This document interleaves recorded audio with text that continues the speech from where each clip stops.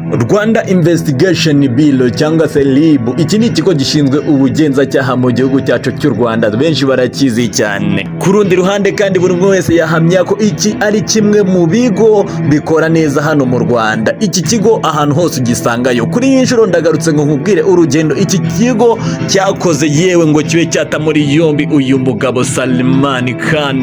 Ni umugabo w'umuhinde wafatiwe mu gihugu cy'u Rwanda tariki ebyiri Kanama mu mwaka w'ibihumbi 2024. Uyu mugabo w'umuhinde kuba yarafatiwe mu Rwanda ntabwo ari uko ari umuhinde kubera ko ubusanzwe mu Rwanda abahinde basanzwe bahagenda turagenderana, ahubwo impamvu yaba yihishe inyuma ry'ifatwa ry'uyu mugabo nuko uyu mugabo akekwaho yewe anashinjwa ibikorwa by'iterabwoba no guhungabanya umutekano wa rubanda. Ibi nibyo byatumye igihugu cy'ubuhinde gitanga request cyangwa se gitanga ubusabe ahantu hose ko babafasha kumenya no guta muri yombi uyu mugabo Salman Khan. Byinshi rero ku byakozwe kugira ngo uyu mugabo abe yatabwa muri yombi kugeza kuri ubu ni njyewe wabiguteguriye. Am the Hola One Present, kora subscribe.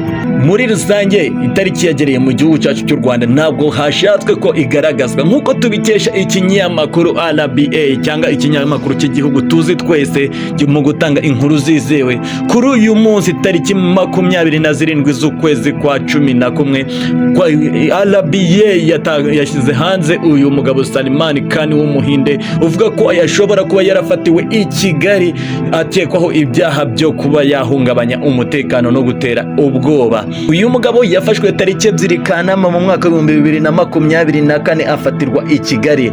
Ni nyuma yuko Interpol cyangwa se ikigo gishinzwe ibyaha byambukiranya imipaka cy'ubuhinde cyari cyatanze raporo yewe n'ubusabe gisaba ko babakurikiranira aba basore basize bakora ibyaha byo kwibasira no guhungabanya umutekano muri rusange mu gihugu cy'ubuhinde. So uyu mugabo Salman Khan wenyine ushinjwa kuba yahungabanya umutekano w'imbaga nyamwinshi, ahubwo ngo yabikoranaga n'irindi tsinda ry'abagabo bagiye batandukanye, ari nako igihugu cy'ubuhinde cyatangaje ko aba bagabo bafatanyaga n'uwitwa Salman Khan bo bamaze gutabwa muri yombi. Nibyo tariki uyu mugabo yafatiweho yo twamaze kuyibona ruguru, maze ku itariki 29 z'ukwezi kwa 10 leta y'u Rwanda ifata icyemezo cyo kuba yamenyesha igihugu cy'ubuhinde ko yataye muri yombi uyu mugabo Salman Khan ukekwaho ibyaha byo guhungabanya umutekano yewe no kugaba ibitero bishingiye ku iterabwoba.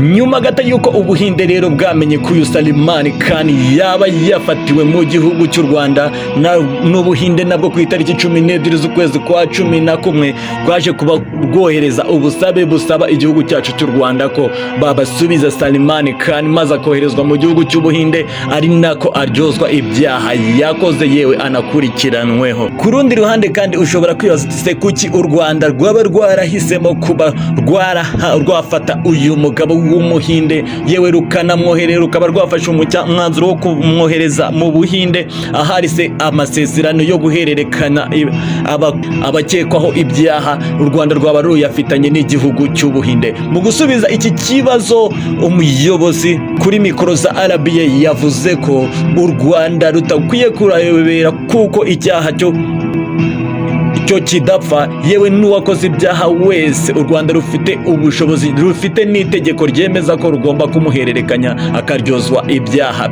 Ibi ni nabyo byakozwe maze uwitwa Salman Khan aza gusubizwa mu gihugu cyabo cy'ubuhinde nk'uko byaje gukorwa ku itariki 27 z'ukwezi kwa 11 isaha y'isa 3. Muri aya masaha kandi niho hagaragaye impande zombi akanyamuneza ari kose, maze igihugu cy'ubuhinde gishimira cyane igihugu cy'u Rwanda ubwitange cyakoze, banashimira by'umwihariko ikigo cy'ubugenzacyaha RIB bavuga ko icyo bakoreye uburyo ubwitange n'imikorere bakoresheje kugira ngo haza gufatwa uyu Salman Khan ushinzwe ibyaha byo guhungabanya umutekano ndetse no gutera iterabwoba ashyirwe ahagaragara. Mu gusoza iyi nkuru rero kuri mikoro za Radio Rwanda cyangwa se RBA muri rusange, uyu mugabo w'umuyobozi yewe wanagize uruhare mu ihererekanya ry'uyu munyabyaha Salman Khan yaje kuba yatanga ubutumwa muri rusange avuga ko icyaha kidapfa kandi yewe kugerageza gushaka ubuhungiro by'umwihariko uhungira mu gihugu cy'u Rwanda nta buhungiro wahabona kereka gusa iyo ubaye uri umwere, maze igihugu cy'Ubuhinde batira umuntu wawe ibyishimo birabarenga, ari nako natwe igihugu cy'u Rwanda twatsindiye umudari wo kuba twagaragaza yewe tukananga kuba twarya ruswa mu buryo bumwe cyangwa ubundi ukuri kugatsi. Jyewe baguteguriye kandi nkakugezaho izi nkuru rero Amuduhora One Present, kora subscribe kugira ngo ubutaha uzashobore kubana nanjye. Ndabakunda cyane, ciao, Imana ibandebere icyoroshye, ndabakunda.